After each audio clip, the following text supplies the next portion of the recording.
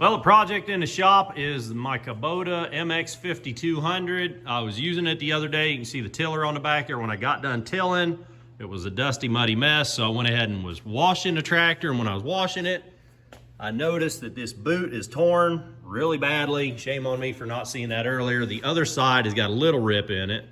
So I need to get that replaced right away. I called my local Kubota dealer. Ran down and got genuine Kubota parts, and they took longer than they said it would to take. I think they charged me more than they originally said it would. So we got two boots, one for each side. There's 4 clips in here. Each of these boots is held on. There's a big clip on the big end. There's a little clip on the little end. So we got 4 clips and 2 boots, and it only cost $129 and some change. So I really wanted to keep it, you know, genuine Kubota parts. So you might find it a lot cheaper aftermarket. I honestly didn't look. So what we're going to do here, you can see I got the wheel crank. It's not all the way over, but it is over quite a bit. I'm going to go ahead and get you guys up on a tripod here. We're going to disassemble this right here. We're not going to jack the tractor up or anything at all.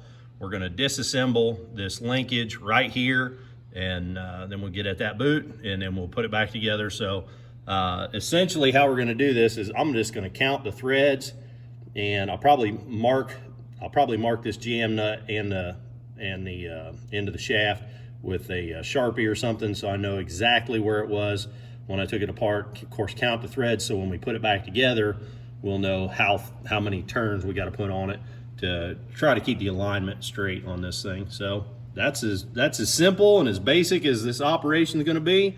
Once we get it apart, there's a metal, you see that little metal ring there? That's the outer one. There's again a metal ring that's holding this inside together, or holding that inside on there. It sits in a groove there too, so we'll work that metal ring off. It's pretty basic. I expect it's going to be a real chore to do, stretching that plastic over, working that metal ring on, but that's what we're going to do. We got 9 threads exposed.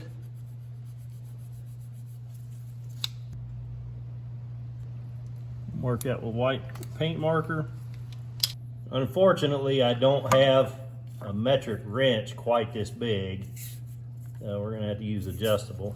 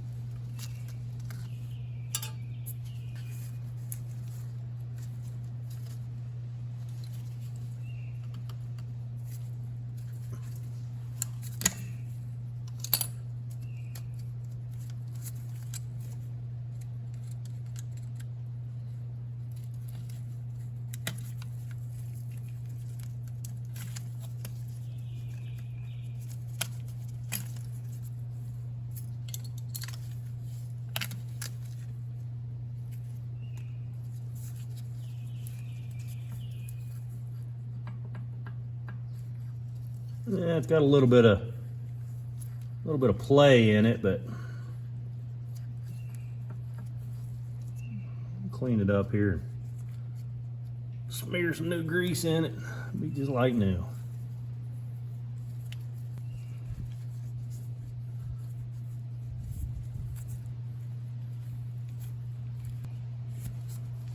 Clean these ring grooves out real well. Because again, I kind of expect this to be a pain in the butt to put back together. So I want to get all the dirt and grunge out of there, so make it as easy on us as we can. Okay, so let's go compare old parts to new parts.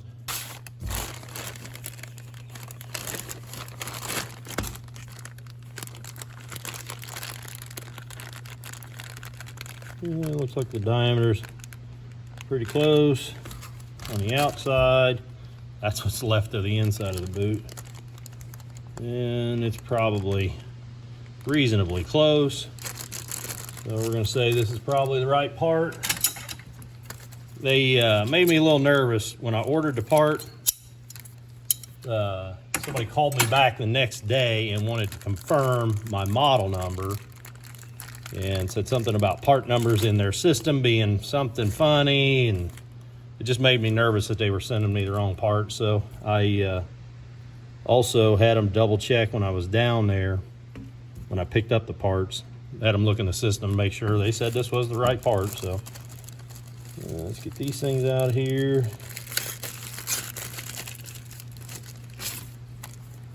So if you're doing this project, here's the there's the part number for the boot. This is a 2016 model MX5200. There's the boot part number. This is the large ring. Here's the small ring. And there's that part number. And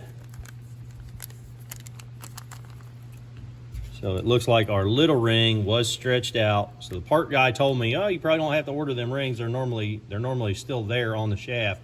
You can reuse them, but we can see that that ring is clearly stretched. So I'm glad I did go ahead and order the rings. The large ring is stretched out. That's from me pulling it off probably. Put a little twist to it, or a little bend. But yeah, that looks like the same thing. So this ring, it doesn't overlap at all. You can see that little gap there? That's it for that one.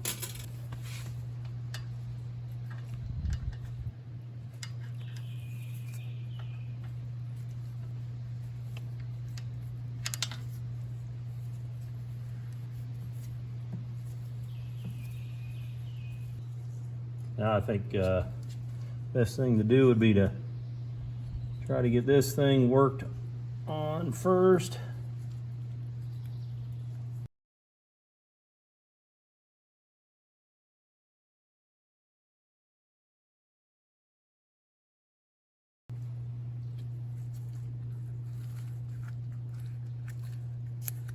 Move it up a little bit, might help ourselves.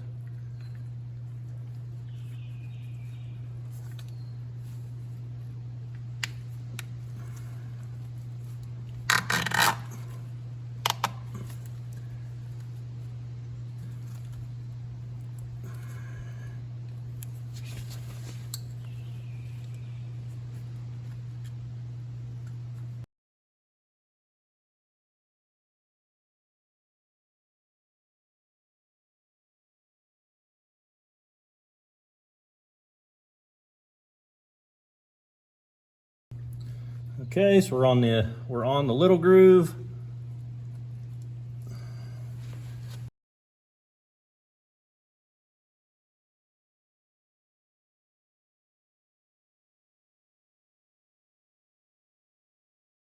Just turning the whole shaft. I want to make sure. I think we're on the big groove now, so that's all good.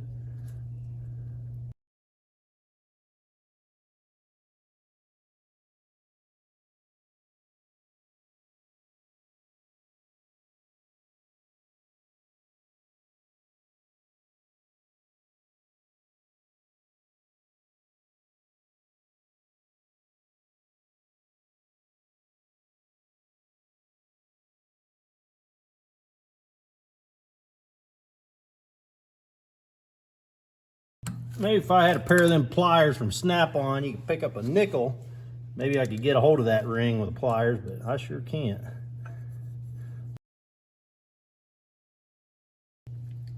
There we go.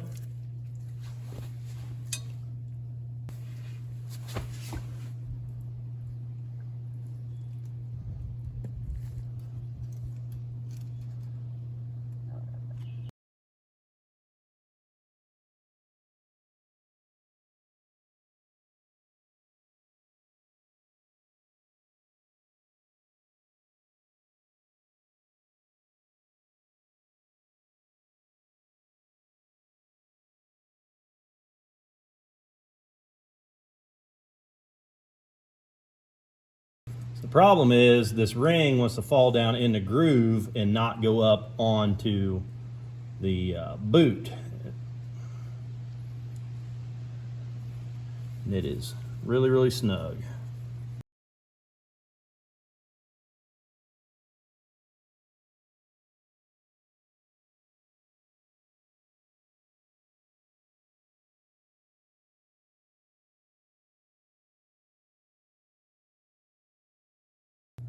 I have stabbed myself with this stupid screwdriver 3 times now, and this is making it even more fun.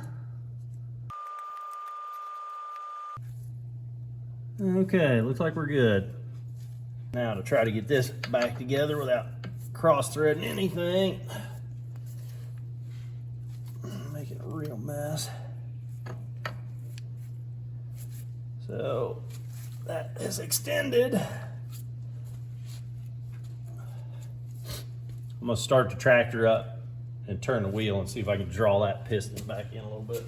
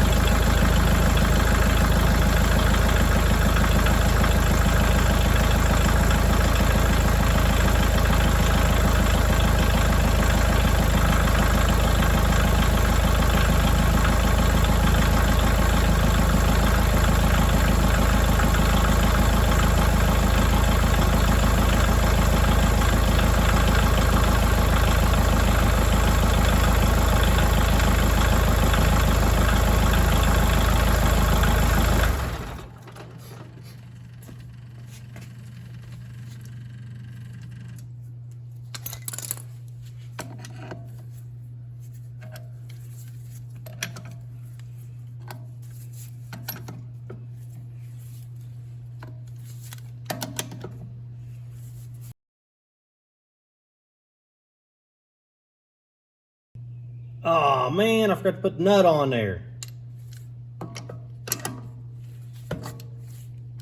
How many of you guys seen that? Comment below.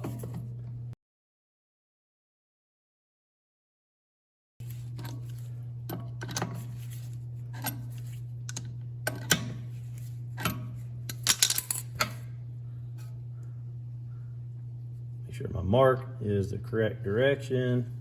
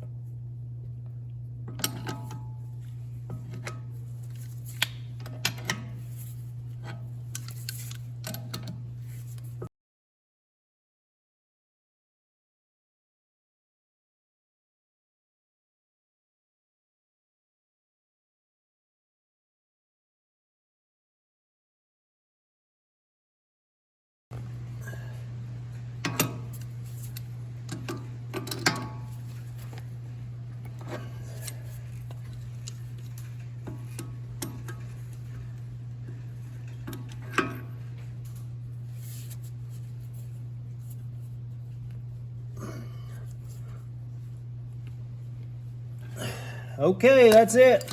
We got 9 threads showing again. I think that's what it was before. 1, 2, 3, 4, 5, 6, 7, 8, 9 threads. And our paint mark is lined up. So that took, this video's been running for about 49 minutes. So that was a lot of fun. I'm gonna go ahead and do the other side off camera. It should be the exact same procedure. Well, that first side took 50 minutes or thereabouts, and this second side did too. It felt like I was going a little quicker with this side. Felt like it went a little easier. So one of the things that I did different, about the only thing I did different on this side was I didn't put this big ring on first. On the other side when we did it, I put the ring up here, then I slid the boot on, then I popped the ring over on the boot. This one I did not, and it did go a lot easier. I slid the boot on then I just slid the ring on over the boot, and it went on quite a bit easier. It was still a pain in the butt getting the small diameter of the boot to sit down in that groove, and then to get that small ring to sit on it. That is the worst of this whole project. I didn't stab myself in the fingers on this side though. I did 3 times on the other side. So a couple of little screwdrivers, get yourself a couple of little screwdrivers, good ones that you can push on with the palm of your hand. Let me show you what not to use. Do I got any? No, I ground it off. So this one used to have a Phillips tip sticking off of it, and you absolutely don't want that. 2 little screwdrivers is what I used to fight that on. That was the main tool I used. Anyhow, I hope I helped you with this one, guys. I know I get long-winded. Hopefully, if you're gonna tackle this project yourself, I gave you some ideas of what to try or what not to try. If I had it to do all over again, I would definitely do it all over again. I didn't price it, what the dealer would charge me to do this work, but this is a project that you could do if you had to, out in the yard, out in a field, whatever, because you don't have to jack it up. You don't, as long as you can start you need to be able to start the machine, because I did have to on that side again. Also, by the time I got all the boot and everything on it, that cylinder had sort of relaxed, and I did need to start up the engine again, turn the wheel to get it, to line it back up to thread that tie rod in on. So this is not that hard a project. It's tedious. It's hard on your fingertips, but anybody could do it if they have to. If you like this video, click the thumbs up button. You want to see me working on all kinds of junk out here in the shop, click subscribe. Till the next time, keep on tinkering.